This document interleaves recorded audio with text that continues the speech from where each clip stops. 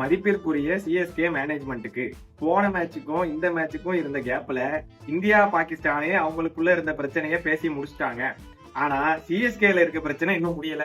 March மாசம் ஒரு வின்னு, April மாசம் ஒரு வின்னு, மே மாசம் ஒரு வின்னு பண்ணிட்டோம். இனிமே குவாலிஃபயரும் ஃபைனல்ஸும் தான் ஜூன் மாசம் வரப்போகுதுன்னு இந்த மாசம் இதுக்கப்புறம் ஜெயிக்கிற ஐடியா இல்ல தானே.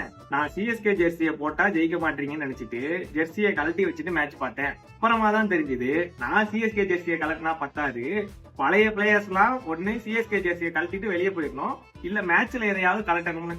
ஊர்ல இருக்க எல்லா டீம் கூடயும் சோக் ஆகுற ராஜஸ்தான் ராயல்ஸே நம்மள ஜெயிச்சிட்டானுங்க. Anyway make way for the youngster. உங்களுக்கு ஒரு பெரிய கும்பிடு. 2023ல ஜெயிச்சு கொடுத்ததுக்கு நன்றி. யூடியூபர் ஆஷ் அண்ணா, உங்க பேட்டிங் பவுலிங்லாம் விடுங்க, உங்க ஃபீல்டிங் பேஷ் அண்ணா.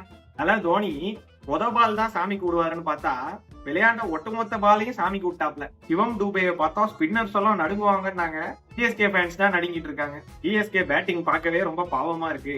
ஏதோ அந்த ரெண்டு தம்பிங்க ஆயுஷ் மாத்திரையும் டெவால் பிரீவிஸும் அடிக்கிறதுனாலதான் ஓரளவுக்கு டீசென்டான ஸ்கோர் அடிச்சுட்டு இருக்கோம். இந்த லாஸ்ட் 5 ஓவர் உருட்டுன்னு உருட்டி ஒரு டெஸ்ட் மேட்ச் ஆடினாங்களே, அதை மட்டும்தான் ஏன்னு புரிஞ்சுக்கவே முடியல. பழையன கழிதலும் புதியன புகுதலும் போகின்னு சொல்லுவாங்க. அந்த மாதிரி ஏதாவது பண்ணீங்கன்னா அடுத்தடுத்த சீசன்ல கொஞ்சம் வாய்ப்பு இருக்கும்.